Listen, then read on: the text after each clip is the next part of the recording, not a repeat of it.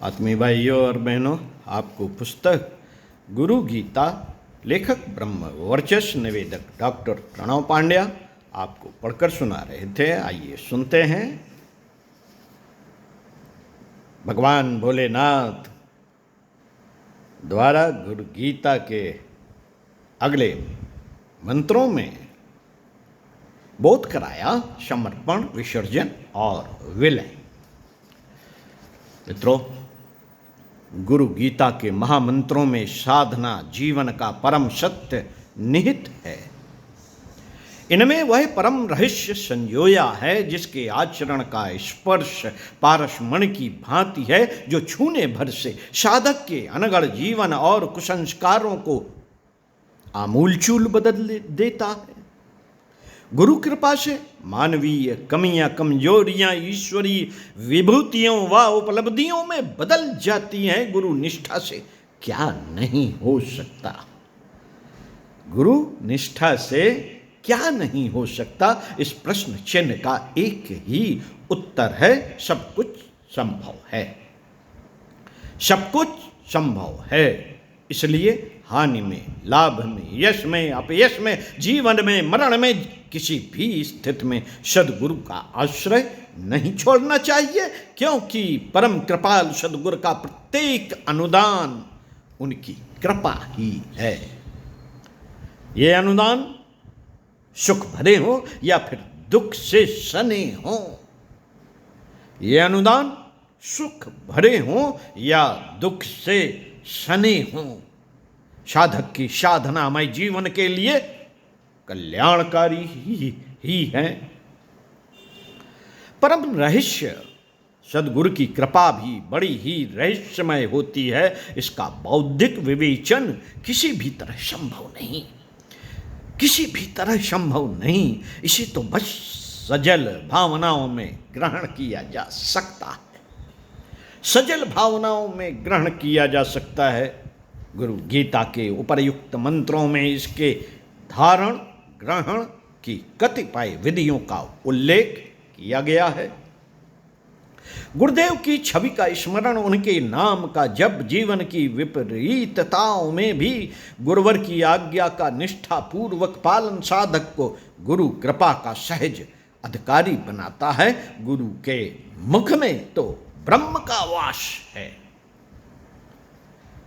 वे जो भी बोले वह शिष्य के लिए ब्रह्म वाक्य है।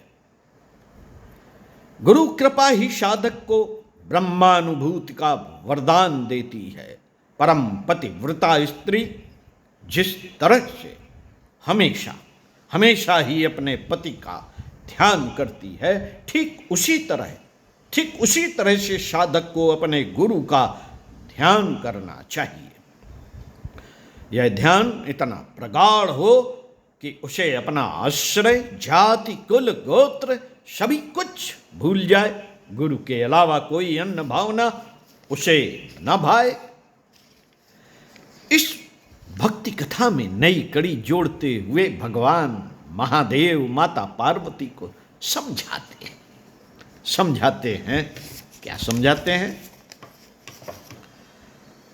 अनन्यश्चिन्तयन्तो मां सुलभम परमं पदम तस्मात् सर्व प्रयत्नेन गुरुराधाधनं कुरु।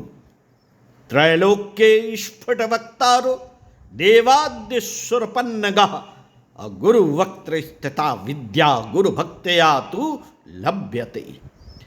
गुकारस्त्वान्धकारश्च ऋकारस्तेजो उच्यते अज्ञानग्रासकं ब्रह्म गुरुरेव न संशयः। भुकारः प्रथमो वर्णो मायादि गुण भास्कः ऋकारो द्वितीयो ब्रह्म माया भ्रांति विनाशनम्। एवं गुरुपदं श्रेष्ठं देवानामपि दुर्लभम्। हा हा हु हु गणेश्चैव गंधर्वैश्च प्रपूज्यते। साथियों, शिष्य को यह तत्व भली बात आत्मसात कर लेना चाहिए कि सदगुरु का अनन्य चिंतन मेरा ही भगवान सदाशिव चिंतन है। इससे परम पद की प्राप्ति सहज सुलभ होती है। इसलिए कल्याणकामी साधक को प्रयत्न पूर्वक गुरु आराधना करनी चाहिए। तीनों लोकों के देव असुर एवं नाग आदि सभी इस सत्य को बड़ी स्पष्ट रीति से बताते हैं कि ब्रह्म विद्या गुरु मुख में ही स्थित है। गुरु भक्त से ही इसे प्राप्त किया जा सकता है। गुरु शब्द में गु अक्षर अंधकार का वाचक है और रु का अर्थ है प्रकाश। इस तरह गुरु ही अज्ञान का नाश करने वाले ब्रह्म है। इसमें तनिक भी संशय नहीं है। शास्त्र वचनों में यह प्रमाणित होता है कि गुरु शब्द के प्रथम वर्ण गु से माया आदि गुण प्रकट होते हैं और इसके द्वितीय वर्ण रू से ब्रह्म प्रकाशित होता है, जो माया की भ्रांति को विनिष्ट करता है, जो माया की भ्रांति को विनिष्ट करता है। इसलिए गुरु पद सर्वश्रेष्ठ है। वह देवों के लिए भी दुर्लभ है। हा हा हु गण, हा हा हु गण और गंधर्वाद भी इसकी पूजा करते हैं। इन महामंत्रों के प्रत्येक अक्षर में गुरु महिमा प्रकट होती है। इस महिमा में अपने को घुला मिला ही साधक की साधना, घुला मिलाकर ही साधक की साधना सफल होती है। साधनामय जीवन की सर्वोच्च कक्षा की व्याख्या